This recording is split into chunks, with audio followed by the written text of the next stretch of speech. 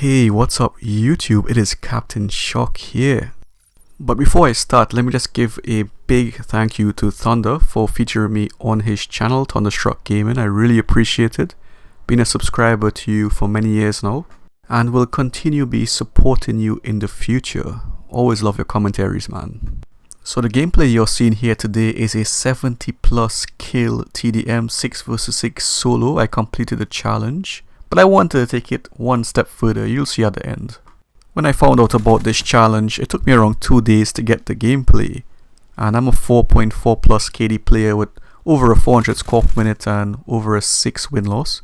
I mostly play solo or with a friend in real life, or sometimes with 1 or 2 subscribers. I also have Dark Matter and all the gold hero gear, so I'm quite sweaty. So what is my channel about? Well, my channel is about teaching, and not just the basic tips and tricks you see on YouTube. I actually teach real stuff that works, tactics and strategies that actually work. People have been saying to me for so long now, years now, to make a YouTube, so I finally did it this year, a few months ago. And I already have around 1,300 subscribers, and actually Wings of Redemption is actually subscribed to me, which was shocking. I always watch Wings of Redemption, Thunder, Extras, all the old school YouTubers. Always watch them every day and really enjoyed it. And you can see me getting killed here, so my opponents are actually shooting back. They're not totally noobs. So now I'm going to give you an example of how I teach on my channel. So right now I always push on this left hand side. The opposite side down the middle is called the dead zone. If you play domination, it's where the B flag is, that area. So you want to avoid that area, you will die, I guarantee it, if you push there too hard and often. Therefore, you want to navigate the map that will give you an advantage and where you can manipulate the spawns. Because when you get to a high level, you want to manipulate the spawn. Look at this, boom, take them all out there. You know they love camping in this little hut. And notice how I hip fire that guy. So when you're in close range encounters like that, you want to hip fire and strafe. By doing so, you'll be so much more harder to hit, and you'll be able to kill them a lot more easier. Call of Duty is like a game of chess, believe it or not. It's quite deep if you think about it on another level. You want to be many steps ahead of your opponents, and it works like that in competitive gameplay as well. So now that I killed that enemy, other enemies around him is going to be alerted by the skull on the map. So watch this now. So you can see I was aware in advance of the enemy potentially moving there, and that little bit of extra movement helped me win that gunfight as well. This building I am in right now is called a power position. Now I teach power positions on every single map, and power positions are extremely important for winning the game and actually getting your streaks as well and being consistent. The power position is an area of refuge. It helps you get your streak. It also protects you, and if your teammates keep the power position or hold it for the majority of the time compared to the enemies, then your team and yourself will most likely win that game. Every good player will subconsciously battle for that power position, and they will automatically play around that power position. The power position itself is not a camping area or zone. What it does is you just have to hold it longer than the enemy team, because if you don't hold it, I guarantee you, watch when you play this map next time, you'll see the enemy team trying to capture that power position, or good players trying to capture that power position and play around it. So the good players will navigate around the power position and ensure that their team are controlling the power position and keeping the enemy away from it. Now this small fishing hut I'm in here is also a mini power position. It's not a main one, but it's a mini one, and you can manipulate the spawns from there. Now notice that I ensured that the area was cleared first before I had entered the mothership. I like doing things precise. I like things being effective. So that's how I teach things over on my channel, and you can see me entering the mothership with a thermal sight. Now the thermal sight is the best camera to use on the mothership to quickly identify the targets. When you're going for the 70 kill TDM challenge, you want things to be done very accurately and very quickly.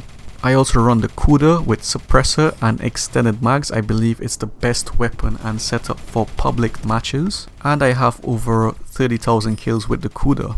I'm using combat focus as well because I rather rely on my gun skill rather than using a assault variant of the specialist. I am not a gameplay channel, I am a strategy and tactics channel, and I believe if you learn those tactics and strategies and apply them like my subscribers, you will definitely improve. Many of my subscribers who had negative KDs I actually drop in raps and rates now consistently. You just have to read the comment section. There's so many comments, and you'll see the improvements that are being made, which makes me very happy, you know, that's my job being completed there.